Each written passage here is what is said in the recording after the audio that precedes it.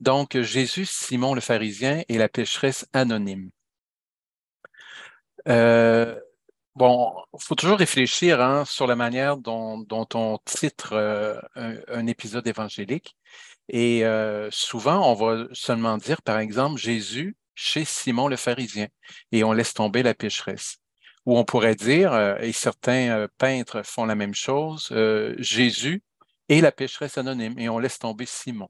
Alors, aujourd'hui, on va essayer d'être près du texte, mais on va aussi regarder comment, justement, l'art peut éclairer la Bible, et on va surtout travailler un auteur, un peintre, un artiste qui s'appelle Rubens de l'époque baroque.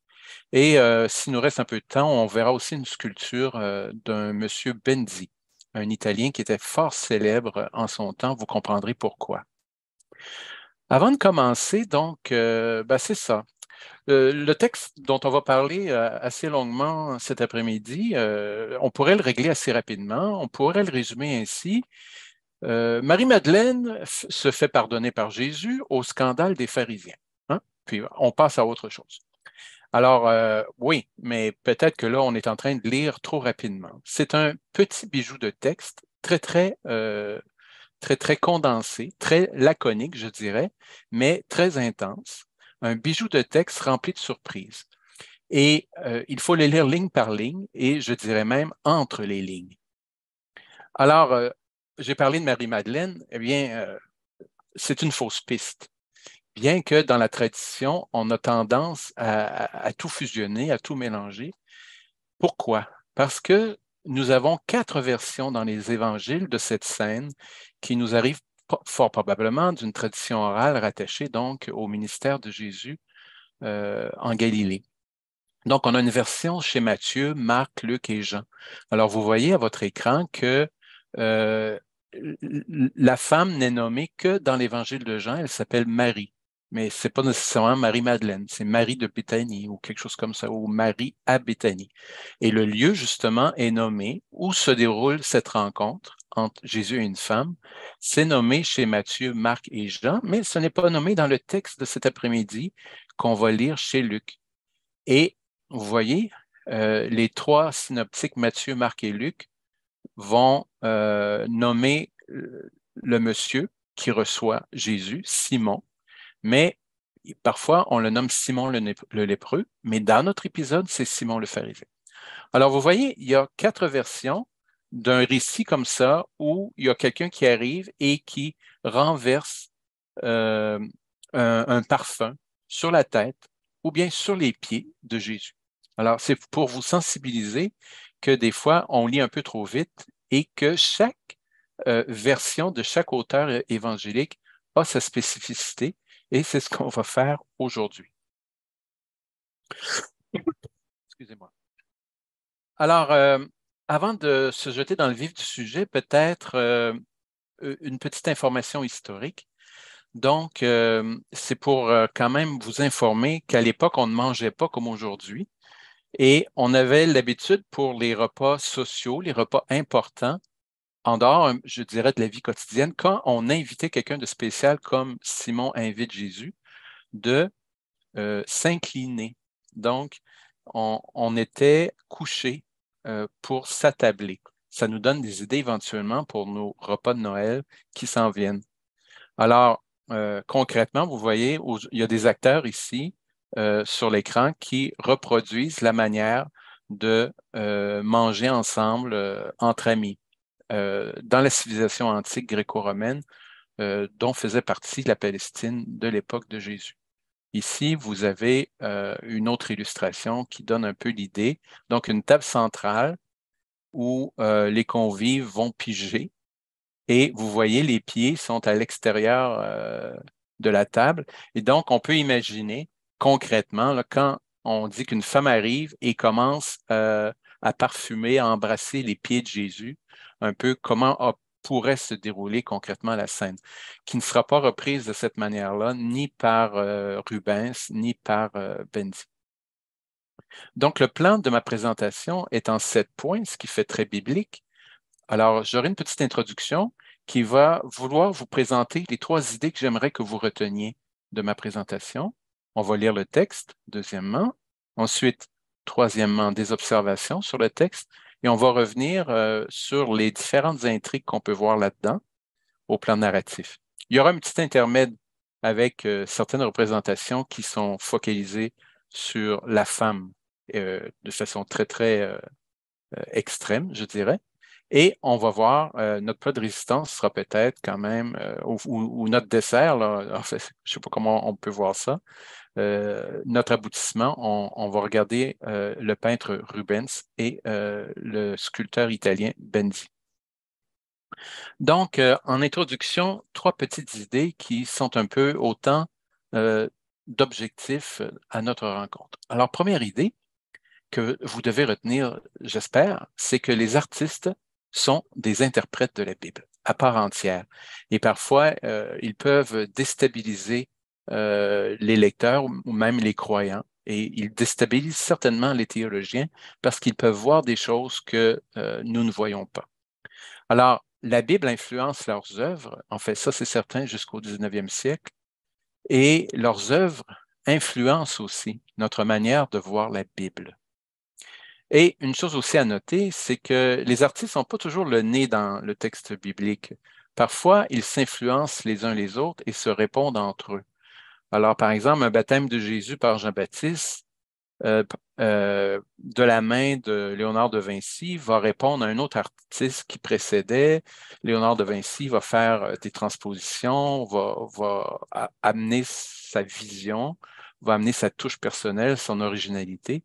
Alors, les artistes aussi font pas juste réagir à la Bible, ils réagissent aussi à leurs prédécesseurs ou à leurs contemporains. Mais à partir de l'époque baroque, qui est l'époque de la Réforme et de la Contre-Réforme, il y a un retour à la Bible, tant chez les catholiques que les protestants. Il y a l'imprimerie qui change le rapport au texte biblique. Chacun peut maintenant avoir dans sa bibliothèque une Bible, ce qui est une révolution à l'époque. Et les artistes se tournent vers le texte biblique. Et même aussi, on pense par exemple, dans le cas de Rubens, qu'il aurait été initié aux exercices spirituels de Saint Ignace.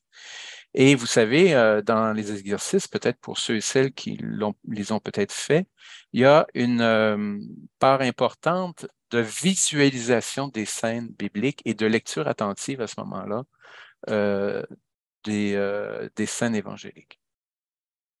Deuxième idée, c'est que en comparant un texte et une peinture, par exemple, ou une sculpture, eh bien, on voit très rapidement le problème de l'artiste qui doit mettre en scène un épisode évangélique. Donc, c'est sûr que tout peintre doit faire des choix et il doit omettre certains détails évangéliques ou il peut choisir de les omettre.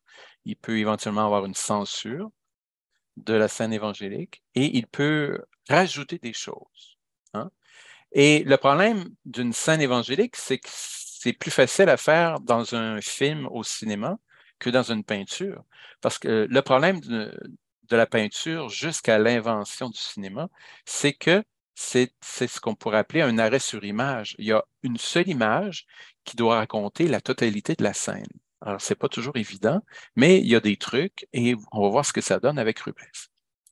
Et bien sûr, il faut, c'est visuel une peinture, hein? Alors, il y a des décors, il y a des vêtements, il y a des gestes, et tout ça est rarement explicité dans les évangiles. On ne sait pas trop comment Jésus est habillé, sauf par exemple une fois, lorsqu'il rencontre, il y a une femme qui l'approche par derrière pour toucher son vêtement. Bon. Alors là, on a une petite idée de comment il est habillé, mais vous voyez, le peintre est obligé de pallier au manque du récit évangélique. Inversement, les paroles dans les récits bibliques sont très importantes, sont parfois très laconiques aussi, très brèves, mais toujours très, très chargées, ces paroles. Et on comprend très bien que hein, dans le cas d'une peinture, hein, c'est une histoire sans paroles. Alors, comment pallier encore là ce manque quand on passe d'un texte où il y a beaucoup de paroles, où il y a un dialogue, et lorsqu'on s'en va vers la peinture? Donc, dans notre texte évangélique, il y a un dialogue très important qu'on va regarder entre Jésus et Simon.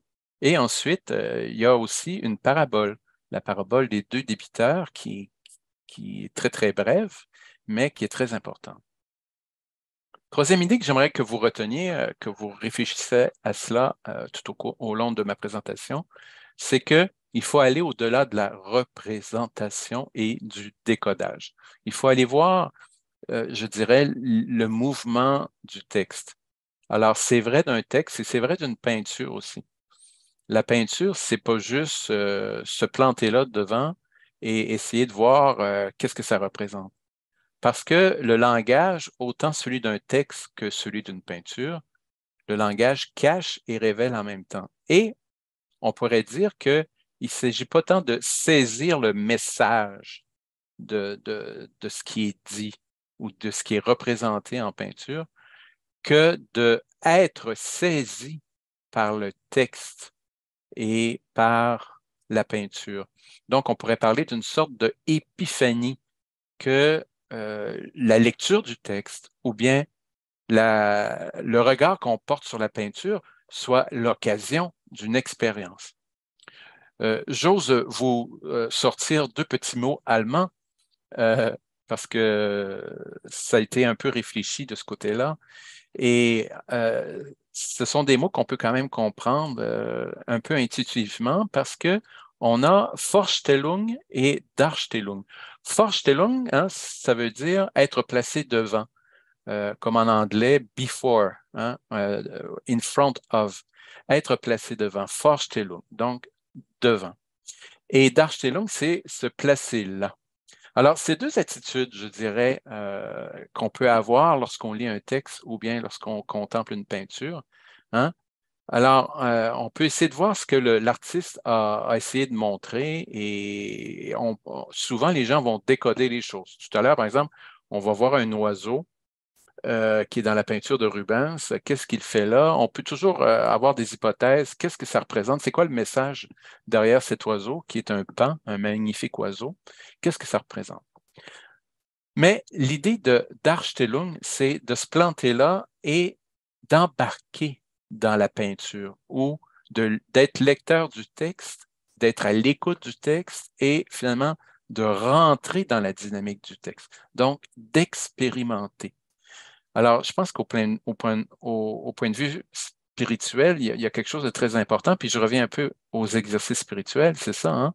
C'est de dire, je ne suis pas simplement extérieur à la scène, mais l'artiste ou le rédacteur évangélique me demande de me placer à un certain endroit pour que je puisse finalement rentrer dans ce qu'on pourrait peut-être appeler l'énonciation du texte. Voilà. Alors, mes trois grands objectifs, je viens de vous les donner. Et ici, donc, je résumerai, le texte et la peinture proposent chacun à sa façon de guider le regard vers un au-delà de l'apparence. Alors, il ne faut pas se limiter à une lecture rapide. Il faut vraiment lire de façon attentive. Il ne faut pas regarder rapidement qu'est-ce qu'on voit dans une peinture. Il faut essayer de rentrer dans le mouvement de la peinture au-delà de l'apparence.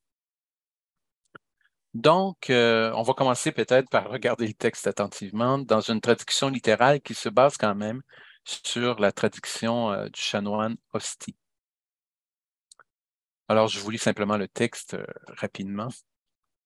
Quelqu'un des pharisiens lui demandait, afin qu'il mange avec lui, et entré dans la maison du pharisien, il se coucha à table. Et voici une femme qui dans la ville était une pécheresse. Ayant su qu'il était étendu à table dans la maison du pharisien, elle avait apporté un albâtre de parfum. Et se tenant en arrière, à ses pieds, pleurant, de ses larmes, elle se mit à lui arroser les pieds. Et avec les cheveux de sa tête, elle les essuyait et elle les couvrait de baisers et les huilait de parfum. À cette vue, le pharisien qui l'avait invité se dit en lui-même, celui-là, s'il était prophète, saurait qui et de quelle sorte est cette femme qui le touche, une pécheresse. En répondant, Jésus lui dit, Simon, j'ai quelque chose à te dire. Et lui, parle, maître, dit-il. Il y avait 2 débiteurs pour un certain propriétaire. L'un devait 500 deniers, l'autre 5 10, enfin 50. Comme il n'avait pas de quoi rembourser, il fit grâce à tous deux. Lequel donc des deux l'aimera le plus? Répondant, Simon dit, je suppose que c'est celui à qui il a fait grâce de plus. Jésus lui dit, tu as correctement jugé. Et se retournant vers la femme, il dit à Simon, tu vois, cette femme, je suis entré dans ta maison. Tu ne m'as pas donné d'eau pour mes pieds. Elle, au contraire, m'a arrosé les pieds de ses larmes. Et avec ses cheveux, elle les a essuyés. Tu ne m'as pas donné de baiser. Elle, au contraire, depuis que je suis entré, n'a cessé de me couvrir les pieds de baisers. Tu n'as pas huilé ma tête d'huile.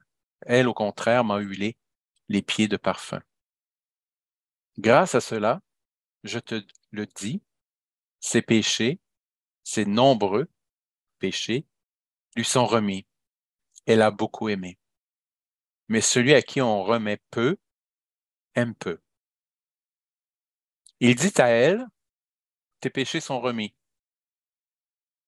Et ceux qui étaient étendus à table avec lui se mirent à dire en eux-mêmes, qui est-il, celui-là, qui remet même les péchés? Il dit à la femme, ta foi t'a sauvée, va en paix.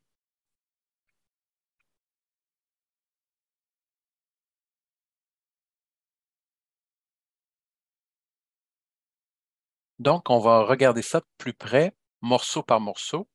Comment mange-t-on un éléphant? On mange un éléphant, une bouchée à la fois. Alors, la situation initiale est un peu figée. Alors, ce qui est frappant dans le texte, hein, c'est que là, je vous ai mis un code de couleur qui indique une certaine répétition de vocabulaire thématique. Donc, on voit qu'il y a quelque chose d'un peu érotique, éventuellement, autour de la scène. Une femme étendue, couchée. Il y a les cheveux, il y a des baisers, il y a de l'huile, il y a du parfum. Alors, je l'ai mis en gris. Et bon, faisons attention ici, je fais peut-être une remarque ad hoc sur le mot pécheresse. Bon, c'est sûr qu'on a l'impression que peut-être que ça pourrait être lié à la prostitution, mais c'est très controversé, hein. Le texte ne dit pas que c'était une prostituée. Bon, ça serait une extrapolation. Lorsqu'on fait une extrapolation, soyons prudents. C'est peut-être pas exclu, mais le texte contente de dire pécheresse. Alors, qu'est-ce que c'est une pécheresse? Alors, peut-être que si on va trop vite, c'est que il y a quelque chose peut-être d'un peu sexiste d'identifier une femme pécheresse comme étant prostituée. Alors, faisons attention. Euh, et on remarque que les personnes sont anonymes.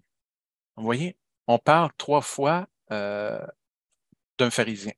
Le mot pharisien revient 3 fois et la femme est anonyme. Bon, on va finir par savoir que le monsieur s'appelle Simon, mais on ne saura jamais qui est la femme. Voilà. Et il y a des gros points d'interrogation lorsqu'on lit attentivement le texte. Alors, première interrogation, c'est quoi le péché de la femme? Bon.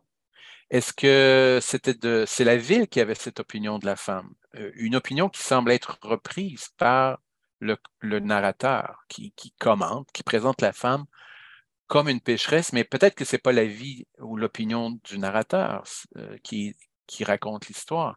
C'est peut-être simplement l'opinion de la ville, c'est la réputation, c'est la rumeur publique. Et elle, elle a entendu, elle a su, on ne sait pas comment, que Jésus était là. Et elle s'invite sans être invitée. Alors ça pose question. Point d'interrogation. Est-ce qu'elle est riche?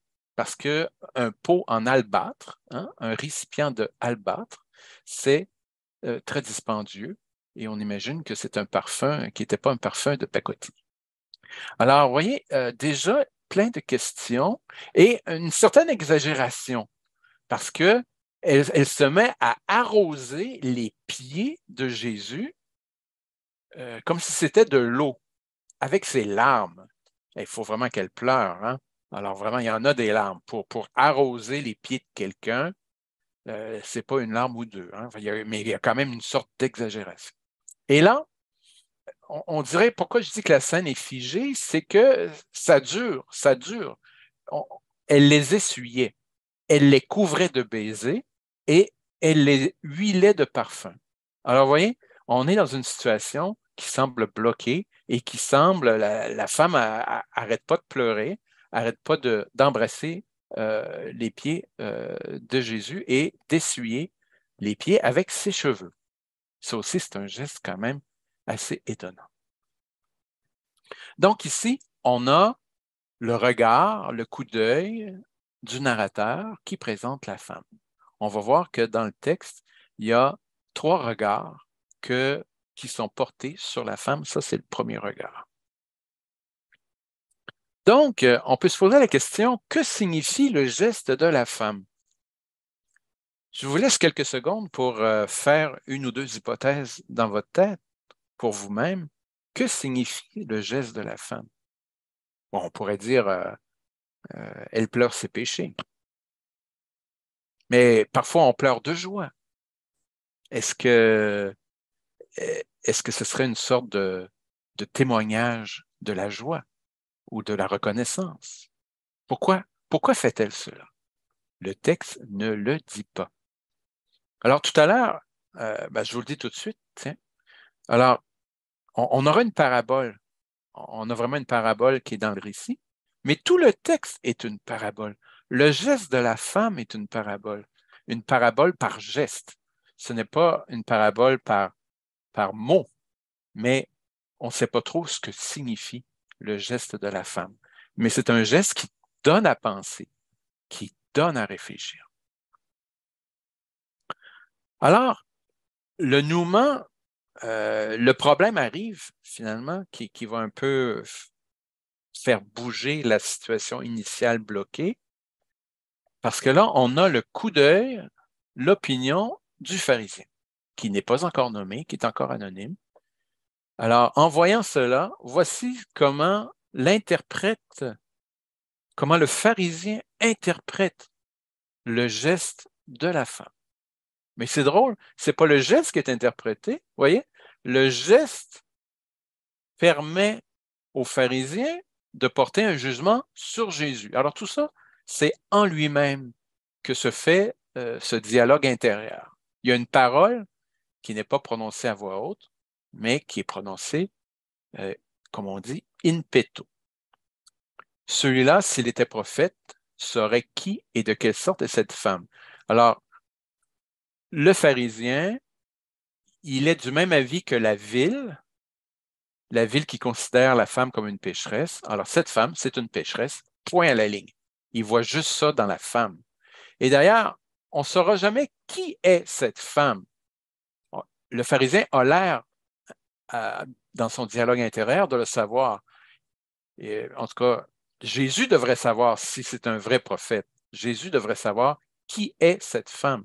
Mais on ne saura jamais le nom de cette femme. Alors, on arrive au centre qui est le dialogue. J'ai osé mettre dialogue socratique. C'est très intéressant parce que il y a vraiment, c'est rare dans les évangiles que Jésus enseigne comme ça.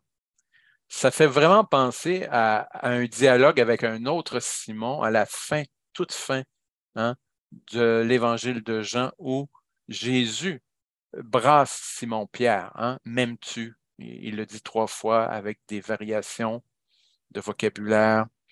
Alors, ici, c'est un Simon le pharisien qui se fait brasser, qui se fait enseigner. Il est très chanceux quand même de se faire enseigner. Ici, c'est une catéchèse de Jésus, pour ainsi dire. Hein? Il est en train de faire cheminer Simon le pharisien. Et c'est drôle parce que le texte dit que Jésus lui répond. Jésus répond à Simon, mais comment Jésus fait-il pour répondre à un dialogue intérieur qui s'est passé en lui-même, en Simon? Alors, peut-être que Jésus déjà montre qu'il est un peu prophète, vous voyez? Alors, peut-être que ça contredit l'opinion un peu défavorable que Simon peut avoir de Jésus. Et là, les interlocuteurs, ils sont nommés. Ils sont nommés au moment où on va parler. Je trouve ça intéressant parce que c'est lorsqu'on parle et qu'on entre en relation qu'on devient un je. Et Jésus, donc, s'adresse à Simon. Et il s'adresse donc nommément. Il dit, Simon, j'ai quelque chose à te dire. Alors, c'est intéressant, l'énonciation et je vais te dire quelque chose. Jésus prend la peine de le dire. Et Simon prend la peine de dire à Jésus, ouais, parle, maître. Il aurait pu dire, maître, je t'écoute, mais il dit, parle, maître. Et là arrive la petite parabole. Et pour la première fois, l'idée d'aimer arrive donc en rose. L'idée d'aimer arrive dans la parabole.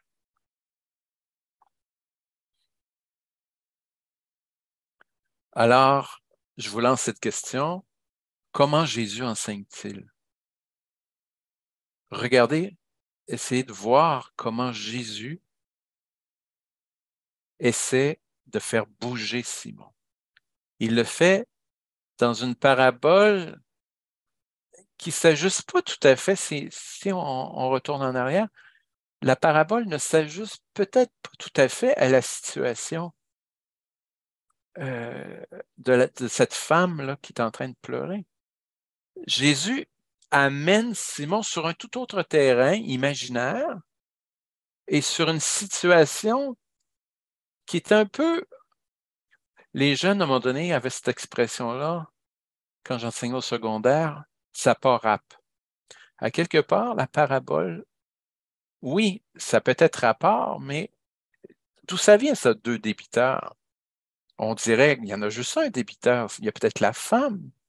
Puis encore là, est-ce que la femme, qu'est-ce qu'elle doit, la femme?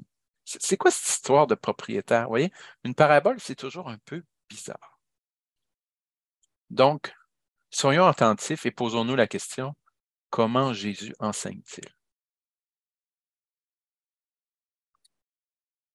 Et là, on va avoir vraiment le dénouement.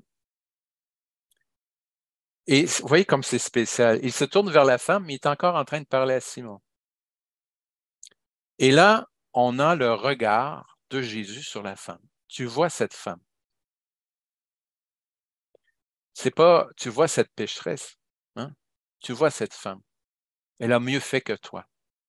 Elle a mieux fait que toi. Toi, finalement, tu as manqué à l'hospitalité. Mais elle a fait ce que tu aurais dû faire. Me laver les pieds, me mettre de l'huile sur la tête, etc. Et finalement, ce qui ressort, c'est que elle est pardonnée et il est question d'amour. Il est question d'amour. Cette femme, ce n'est pas une pécheresse, c'est quelqu'un qui est capable d'aimer. Vous voyez le troisième regard de Jésus, très différent du regard de Simon le pharisien, et aussi un peu quand même différent du premier regard du narrateur. Et finalement, on comprend à quelque part que le geste de la femme est aussi une parabole. Et j'attire votre attention sur le verset 47, qui est un peu un court-circuit. Grâce à cela, je te le dis, vous voyez, toujours cette importance de « je suis en train de te parler », je te le dis, ses péchés, ses nombreux péchés lui sont remis. Et là, on ne sait pas trop comment traduire, je m'en suis sorti en mettant 2 points. En 2 points, elle a beaucoup aimé. Alors, on peut comprendre, ses nombreux péchés lui sont remis parce qu'elle a beaucoup aimé. Ce serait la raison. Ce serait peut-être la traduction la plus juste. Mais on pourrait dire, ils lui sont remis la preuve qu'elle est pardonnée. Elle a beaucoup aimé. Et elle est encore en train d'aimer en faisant le geste pour moi de me oindre les pieds.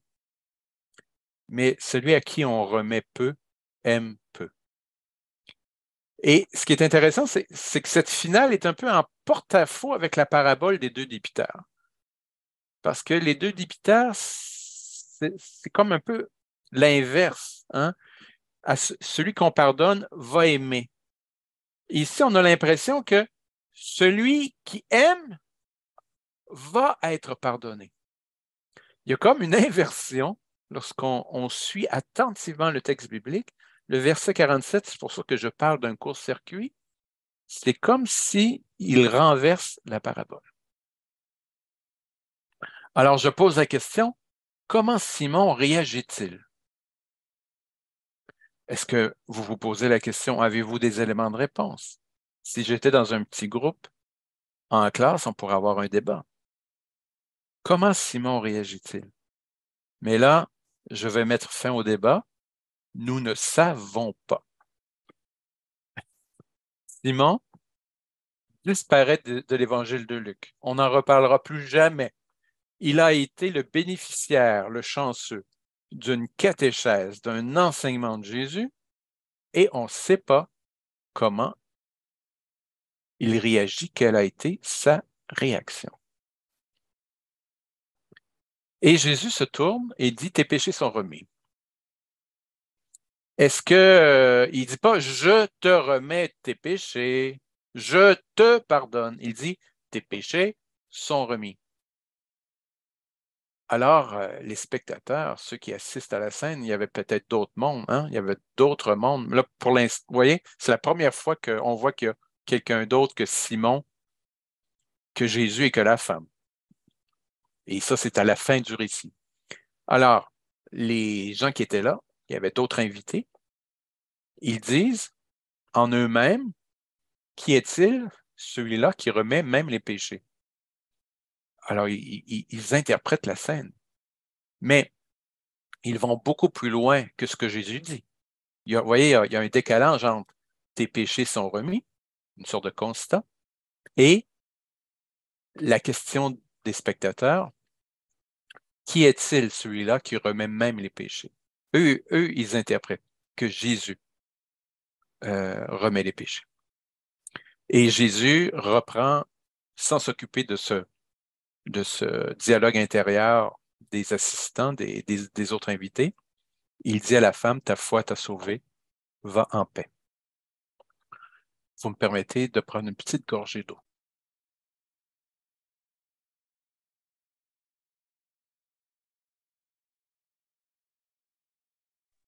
On peut reprendre ça en s'amusant quelque peu, en jouant avec des phylactères de bande dessinée. Alors, c'est quand même drôle parce que là, je parle de phylactères, c'est le mot hein, pour les bulles des bandes dessinées. Et on est avec des pharisiens. Bon, alors, bon, douce ironie peut-être. Alors, vous voyez, Simon se pose la question, qui est ce prophète? Enfin, cet homme n'est peut-être pas un prophète. Et là, ça, c'est à l'intérieur. Donc, vous voyez, dans le langage des bandes dessinées, là, on voit que c'est une pensée qui habite Simon le pharisien. Alors, Jésus lui répond et j'ai quelque chose à te dire. Alors voilà, on y va en bande dessinée. Alors, ça marche bien dans la peinture de Rubens. Ici, c'est vraiment la peinture de Rubens. Donc, voici ce qu'il a à dire à Simon. Voici la parole que je te réserve. Ce n'est pas une parole, c'est une parabole. Hein? Alors, Simon reçoit ça et il doit répondre à la question de Jésus. Hein, je suppose. Il n'a pas l'air d'être très, très sûr de la réponse.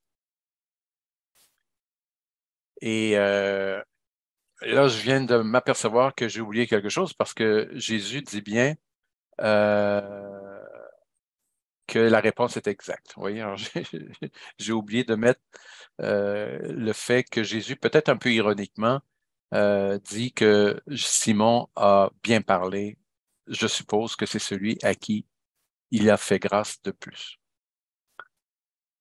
Alors là, Jésus il dit, tu vois cette femme, alors de la main, il pointe la femme. Et là, il y a tout son boniment. Et à la fin, il dit, mais celui à qui on remet peu aime peu. Alors là, on se demande si la fin de tout l'explication de Jésus, qui est en jaune, est-ce que ça ne va pas du côté de Simon?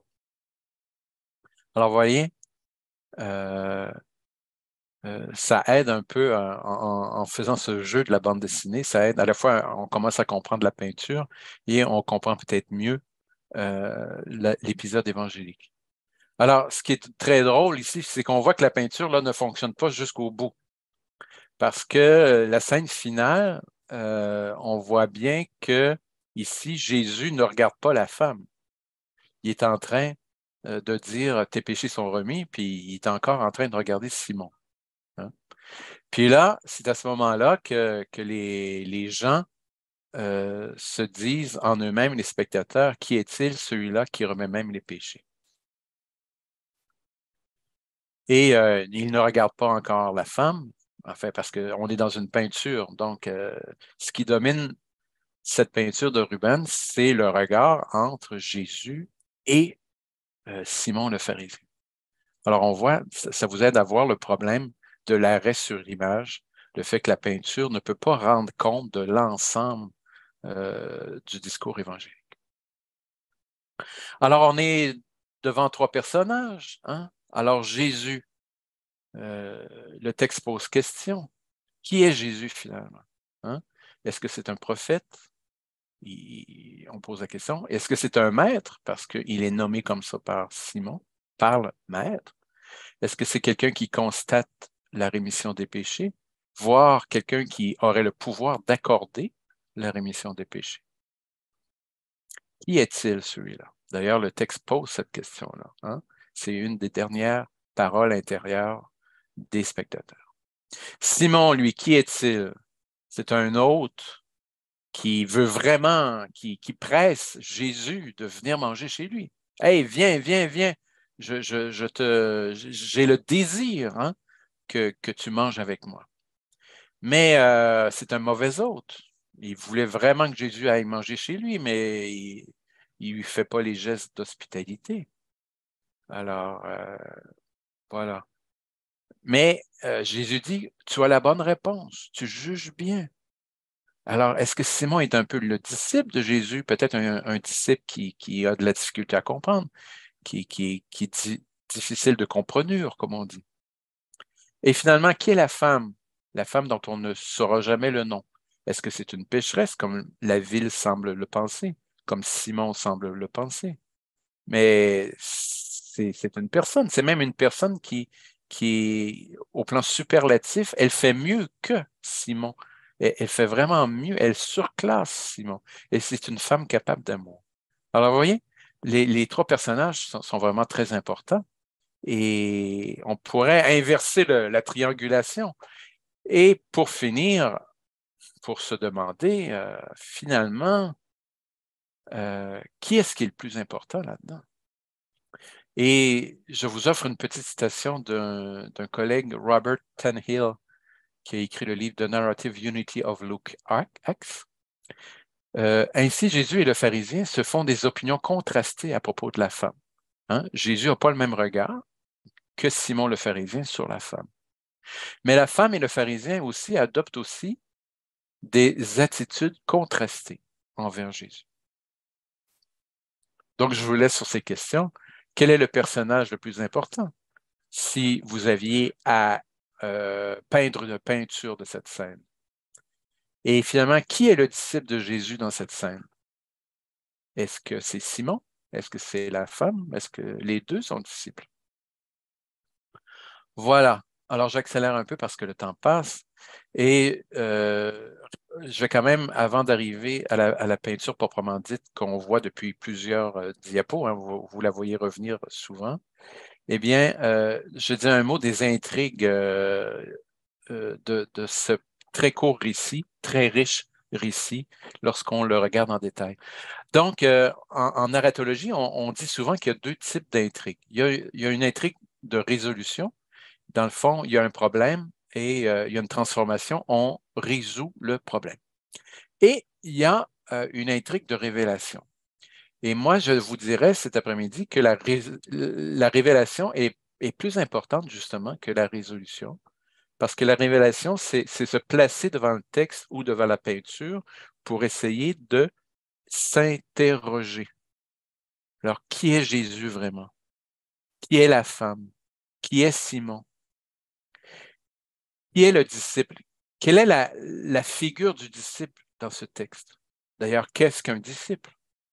Finalement, à quel personnage vais-je m'identifier? Donc, deux intrigues possibles, deux types d'intrigues. Alors, l'intrigue de résolution, maintenant qu'on a bien lu le texte, finalement presque à 2 ou 3 reprises, eh bien, on passe d'une situation initiale verrouillée et fixe à une situation décoincée et ouverte sur la vie. Hein? Va, reprends ton chemin, dit Jésus à la femme. On passe d'une situation de repentir ou d'action de grâce, parce que le geste de la femme n'est pas univoque, il peut signifier plusieurs choses. On passe de cette situation à une situation de pardon et de salut.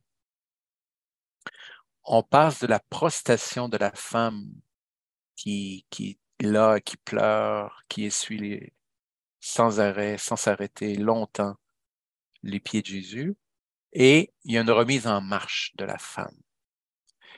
On passe d'un geste à des paroles de dialogue entre Simon et Jésus, mais aussi de paroles adressées par Jésus à la femme. Et on passe d'une femme qui est caractérisée comme pécheresse à une femme, je dirais tout simplement, qui est caractérisée comme une femme, enfin, dans le regard de Jésus. Et on passe d'une situation de inhospitalité à une situation d'hospitalité. Mais du côté de la révélation, donc, il y a ce regard, ce triple regard qu'on porte sur la femme, et il y a ce questionnement à l'intérieur de Simon, à l'intérieur de ceux qui assistent à la scène. Alors, ce n'est pas un prophète, mais est-ce un prophète, mais qui est-ce? Puisqu'il semble pardonner peut-être. Voilà. Alors, on a passé quand même un bon bout de temps à regarder attentivement ce texte. Je vais vous faire maintenant défiler quelques représentations de la scène qui vont contraster avec les deux peintures et sculptures que j'ai choisies. Alors, ce sont des scènes qui focalisent sur la femme. Vous voyez, ici, on ne voit pas Jésus. Alors, on voit les pieds de Jésus. La même chose.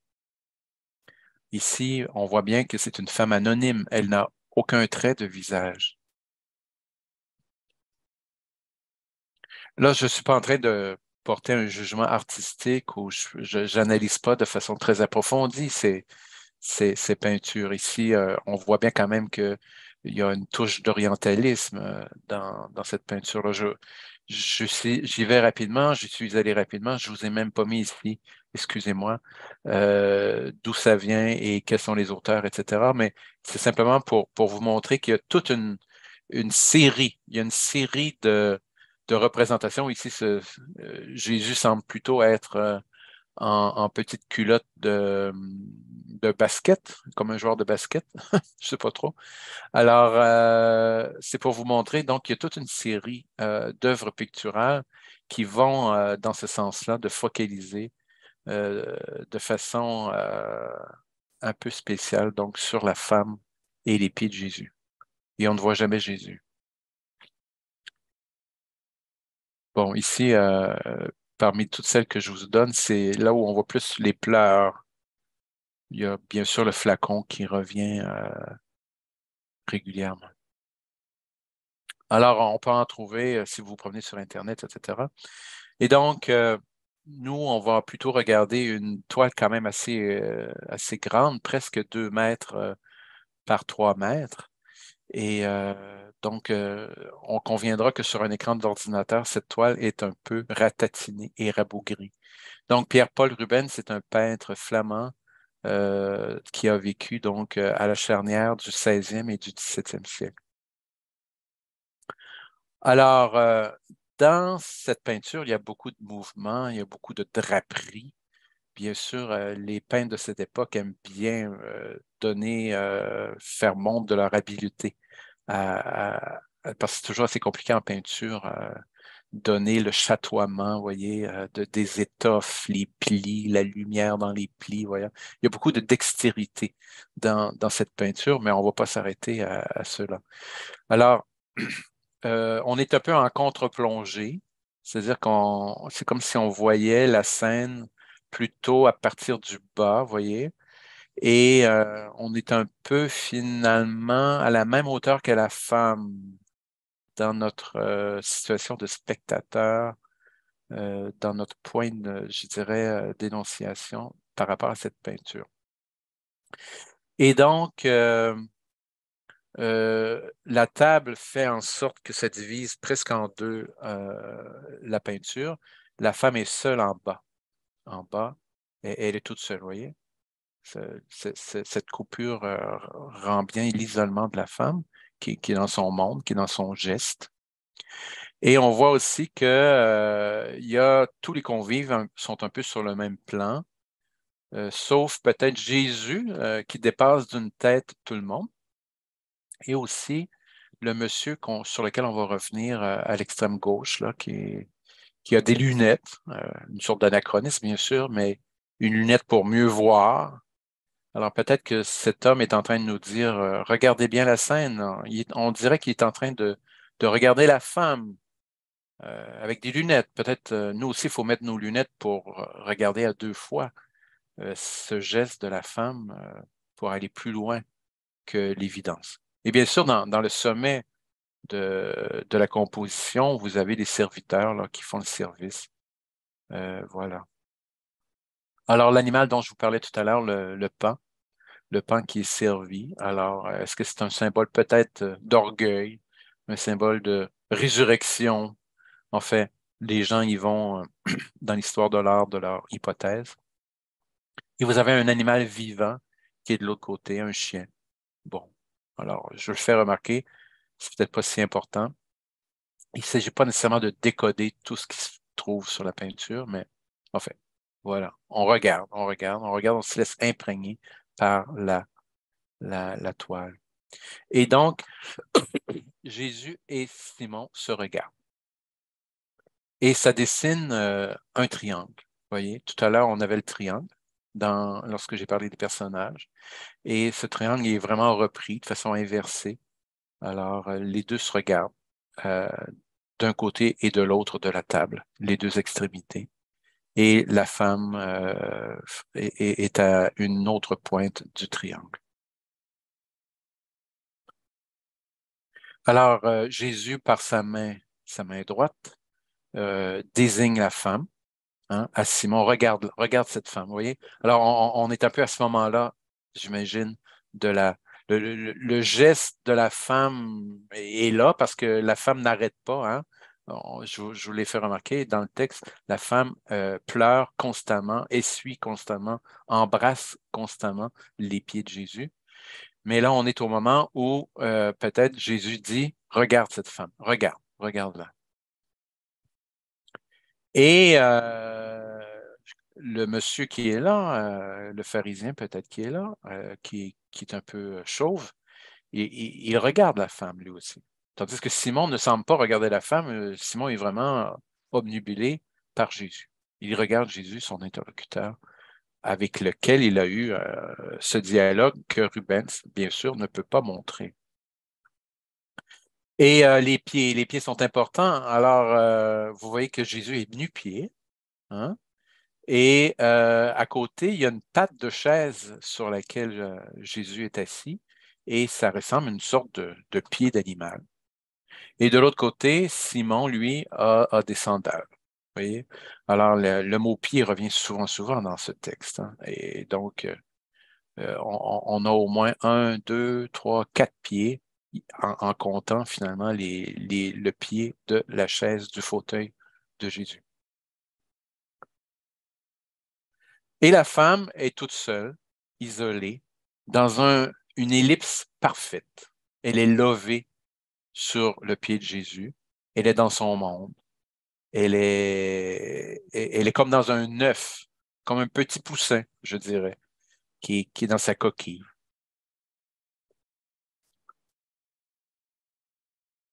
Verticalement, on peut diviser la toile de cette manière. Et d'un côté, on a, je dirais, les adversaires ou les pharisiens de Jésus. Enfin, ils ont tous la tête couverte, sauf celui qui a des lunettes. Et du côté droit, donc ça c'est du côté gauche, les pharisiens. Du côté droit, on a les disciples de Jésus qui, tous les disciples, y compris Jésus, sont nu-tête. Donc, bon, le monsieur qui regarde, dans le langage de l'histoire de la peinture de la Renaissance, on l'appelle l'admoniteur, c'est-à-dire un personnage qui nous donne un indice où regarder dans la toile. Et donc, il y a deux diagonales, hein, qui s'en vont. Alors, du côté de Jésus, du côté de Simon, il y a deux diagonales qui finalement aboutissent à la femme. Alors, c'est comique parce que la femme, elle est inférieure, elle est vraiment dans la partie basse du tableau. Elle est toute seule, elle est isolée, mais tous les regards finissent par retourner à la femme. La femme, à quelque part, est en marge du tableau et elle est au centre du tableau. Et vous voyez qu'il y a comme un vide aussi, hein, au cœur du tableau, là, au-dessus de la femme. Il n'y a presque rien non plus sur la table. On ne mangeait pas énormément dans ce banquet. Et donc, Jésus est dans une espèce de losange. Il prend finalement beaucoup de place, n'est-ce pas? Regardez bien Jésus, il est énorme, hein? Il prend énormément de place. Et il a les deux couleurs traditionnelles, le bleu et le rouge. Normalement, le bleu représente l'humanité, le rouge, la couleur impériale, représente la divinité. D'habitude, on représente, si vous vous souvenez, le langage des icônes, par exemple, orthodoxes, eh bien, Jésus a souvent un morceau de linge rouge, mais par-dessus lequel on met le morceau bleu. C'est-à-dire que la divinité est comme cachée par l'humanité de Jésus. Il faut voir au-delà de l'apparence. Mais là, c'est un peu le contraire. Jésus est d'abord humain et par-dessus son humanité, il y a peut-être quelque chose de divin, d'où la question qui est Jésus? Est-ce qu'il peut pardonner les péchés, etc. Donc, vous voyez, Rubens essaie de tenir compte de l'ensemble des détails du, euh, de l'œuvre. Bon, je pense que je vais arrêter là. Ah, non. Si vous me permettez, je vais faire ça en 2-3 minutes. On va jeter un coup d'œil sur l'autre merveille. Alors, c'est une petite sculpture de bronze, hein, qui est 49 par 42 par 25 centimètres. Alors, il faut s'imaginer que c'est à peu près finalement un peu plus qu'un pied par un pied. Alors, c'est pas énorme. En fait, c'est peut-être un peu plus grand que votre ordinateur portable, par exemple. Donc, c'est donc vraiment, c'est un Benzi, c'est un artiste qui était célèbre. On disait, c'est le meilleur sculpteur miniaturiste de bronze. Alors, c'est vraiment une technique absolument phénoménale. Et là, il y a beaucoup de mouvements. C'est très intéressant parce que, vous voyez, l'œil est un peu amené à faire ce mouvement-là. Ça bouge, on passe d'un personnage à l'autre. Donc, on a encore la triangulation. Alors, si on regarde ça peut-être en 3 moments, si on regarde d'abord la femme qui est en contraste horizontal, elle est vraiment horizontale, son dos et sa tête, hein, particulièrement, par rapport aux deux hommes, elle est bien sûr prostrée. Et on voit à peine, en fait, on voit quand même un peu sa tête, mais on ne voit pas ses traits complètement. Ses pieds dépassent la scène, donc on a l'impression qu'elle vient de se jeter. Il y a comme un mouvement qui est créé par la peinture. Bien sûr, le vase d'albâtre est là aussi. Donc, première étape, on est focalisé sur la femme. Donc, c'est presque, on a l'impression qu'on est vraiment dans la première scène narrative, hein, la situation initiale où la femme arrive tout d'un coup sans être invitée et fouf, se jette aux pieds de Jésus. Et lorsqu'on remonte à la verticalité de Jésus, là, on tombe peut-être dans la deuxième ou la troisième partie, le dialogue de Jésus et de la femme. Pardon, et de Simon. Et donc, il y a la main, il y a la main de Jésus qui désigne la femme. Regarde cette femme. Il y a toujours cette idée de cette parole de Jésus à Simon. Regarde-la autrement que de la manière dont tu l'as vue. Et il y a l'autre main de Jésus qui s'appuie sur le vide. Qu'est-ce que ça signifie? Est-ce que ce serait le vide ou on fait la parole? Est-ce que ce serait une manière, un geste qui serait associé à la narration de la parabole, par exemple? Alors, Jésus est assis, il est en position d'autorité, et vous voyez son manteau, il est en train de perdre son manteau, Jésus. Est-ce qu'il est en train de perdre son manteau de prophète? Est-ce qu'il y a quelque chose on va connaître de Jésus qu'on ne connaissait pas? Et Jésus regarde, bien sûr, Simon le pharisien. Et si, dans un troisième temps, on regarde attentivement Simon le pharisien, eh bien, lui aussi, alors il touche Jésus comme pour l'avertir. Hey, hey, cette femme est une pécheresse. Hein? Mais de son autre main, il semble répondre peut-être à la narration de la parabole et il dit à Jésus, peut-être que c'est la personne qui avait la plus grosse dette qui va le plus aimer. Voyez? Alors, je trouve ça très intéressant, ce petit ensemble, très, très petit finalement, qui représente autrement, et peut-être avec beaucoup plus encore, mais à cause peut-être que c'est en trois dimensions, on a tout le mouvement de la parabole, et lorsqu'on promène un peu de façon circulaire notre, notre regard sur cette sculpture, eh bien, on s'aperçoit que les différents moments qu'on a identifiés dans notre lecture du texte, on les retrouve ici. Alors, j'arrêterai ici pour l'instant. J'ai vraiment dit l'essentiel de mon propos. J'ai trop parlé. Et bien sûr, je pourrai entendre vos réactions et éventuellement vos questions. Alors, merci de votre attention.